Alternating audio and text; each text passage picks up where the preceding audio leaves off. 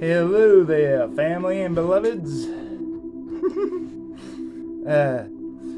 Tonight, reading St. Basil the Great, or the Great St. Basil. He's a Catholic saint. Awesome. I'm not going to start from the beginning. There's 4 books in this. I love them all. I think St. Basil's one of my favorites. When I first started my journey, he was my go-to saint. And then I discovered, or I didn't discover it, I was shown. I was shown St. John of Damascus. And then from there, I found out about Seraphim Rose. And from Seraphim Rose, St. Simeon. And somewhere in between there, I was like falling in love with St. Maximus. Or not really falling in love with him, but his writings. I love the way these saints write. Check it out. The fire shall try every man's work of what sort it is. And again, the day shall declare it, because it shall be revealed by fire. And ere now there have been some in their championship of true religion and have undergone the death for Christ's sake, not in mere similitude, but the actual fact. So have needed none of the outward signs of water for this salvation, because they were baptized in their own blood. Thus I write not to disparage the baptism by water, but to overthrow the arguments of those who exalt themselves against the Spirit, who confound things that are distinct from one another, and compare those which admit no comparison. That's why they shouldn't call it the Christ stream in the New Wave, because it really has nothing to do with being a Christ. The Holy Spirit is in every conception inseparable from the Father, the Son, alike in the creation of perceptible objects, in the dispensation of human affairs, and in the judgment to come. Let us then revert to the point raised from the outset. In all things, the Holy Spirit is inseparable and holy and capable of being parted from the Father and the Son. St. Paul, in the passage of the gift of tongues, writes to the Corinthians, "If ye all prophesy, and there come in one that believeth not, or one unlearned, he is convinced of all, he is judged of all. And thus are the secrets of the heart made manifest." And so, falling down on his face, he will worship God and report that God is in you of a truth. If then God is known to be in the prophets by the prophesying that is acting according to the distribution of the gifts of the Spirit, let our adversaries consider what kind of place they will attribute to the Holy Spirit.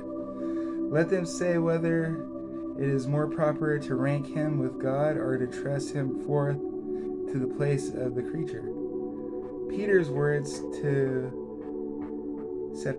Sapphira: "How is it that ye have agreed together to tempt the Spirit of the Lord? Ye have not lied unto men, but unto God. Show us that sins against the Holy Spirit and against God are the same. And thus you might learn, in every operation the Spirit is closely conjoined with and inseparated from the Father and the Son. God works the differences of his operations, and the Lord the diversities of administrations. But all while the Holy Spirit is present too of his own will, dispersing dispensing distribution of the gifts according to each recipient's worth. For it is said, there are diversities of gifts, but the same Spirit, and the differences of administrations, but the same Lord. And there are diversities of operations, but the same God, which worketh in all.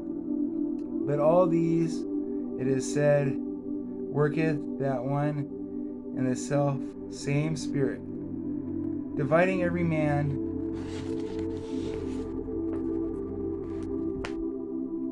severely as he will. It must not, however, be supposed, because in this passage the apostle names the first place the Spirit, and the second the Son, and the third God, the Father, that therefore their rank is reversed. The apostle has only started in accordance with our habits of thought. For when we receive gifts, the first that occurs to us is the distributor. Next, we think of the sender. Then we lift up our thoughts to the fountain and the cause of the boons. Moreover, from the things created at the beginning may be learnt the fellowship of the Spirit with the Father and the Son.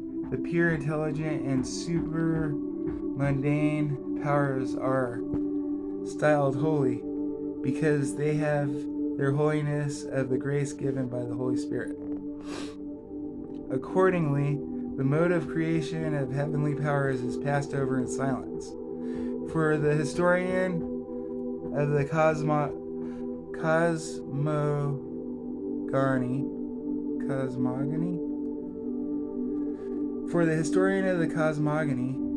has revealed to us only in the creation of these perceptible by sense.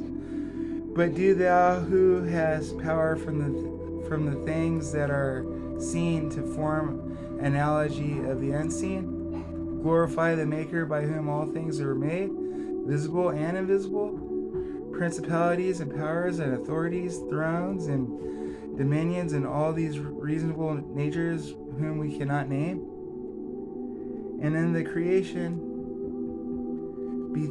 bethink thee first, I pray thee, the original cause of all things that are made, the Father of the creative cause, the Son of the perfected cause, the Spirit, so that the ministering spirits subsist by the will of the Father, are brought into being by the operation of the Son, and perfected in the presence of the Spirit.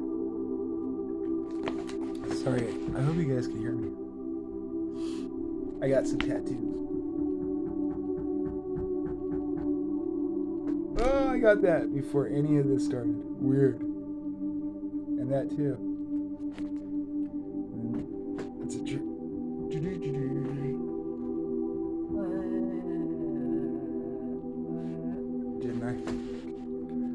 Damn Geminis. I always run the heater. Oh, another thing I noticed is like when you get the Holy Spirit, it's like the heater's always on, even when like you could be standing in a freezer and just feel fine.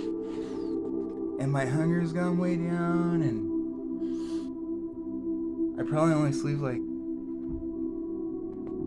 4 hours naturally if I don't like make myself sleep more. And mind you, I would do that only because there's really nothing to do around here. I'm like in a little ass town and nobody like goes outside or goes for walks really. And then if I'm nice to anybody, they like hide or they stray away. Probably because I'm super ugly.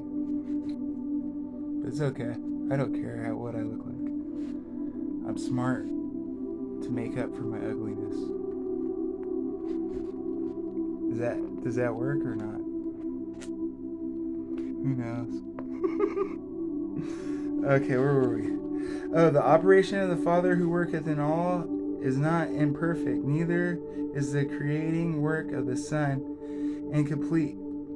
If not perfected by the Spirit, the Father who creates his soul will, like not soul, but like a soul being, like one, his one will.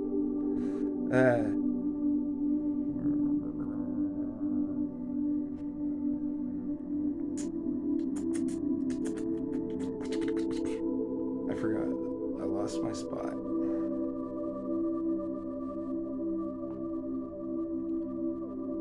For the first principle of the existing thing is one, creating through the Son and perfecting through the Spirit. The operation of the Father who worketh in all is not imperfect, neither is the creation work of the Son incomplete if not perfected by the Spirit. The Father who creates his soul will could not stand in any need of the Son, but nevertheless he wills through the Son.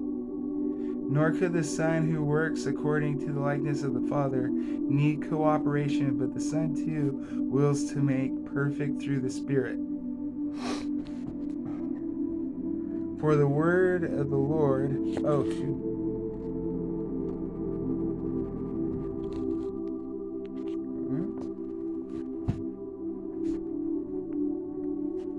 For the word of the Lord were the heavens made, and all the hosts of them by the breath of the Spirit of his mouth. The word then is not a mere significant impression on the air, born into the organs of speech, nor is the Spirit of his mouth a vapor emitted by the organs of respiration. But the word is he who was with God in the beginning and was God.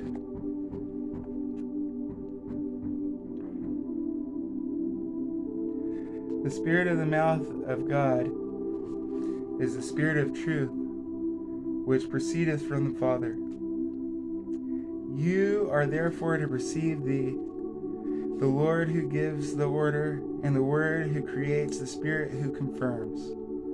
All that the other thing could confirmation be, then the perfecting according to holiness. This perfecting expresses the confirmation's firmness, unchangeableness, and fixity in good.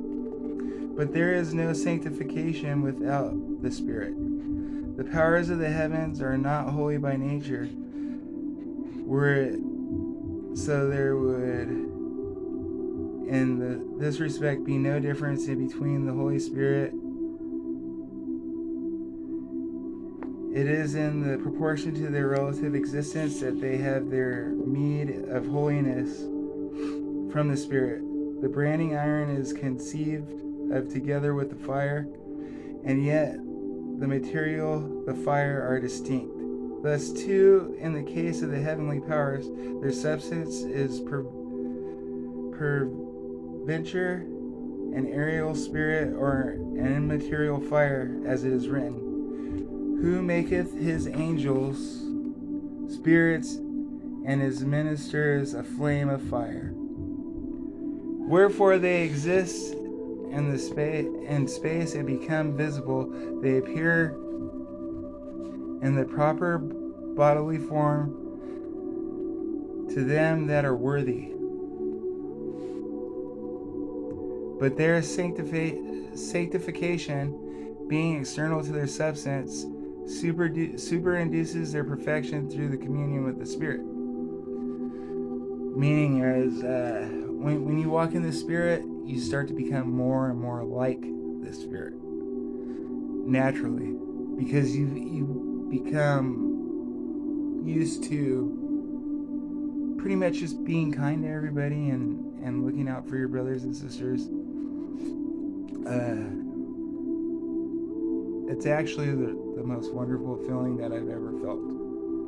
Hence, I'm like the biggest fan of Jesus.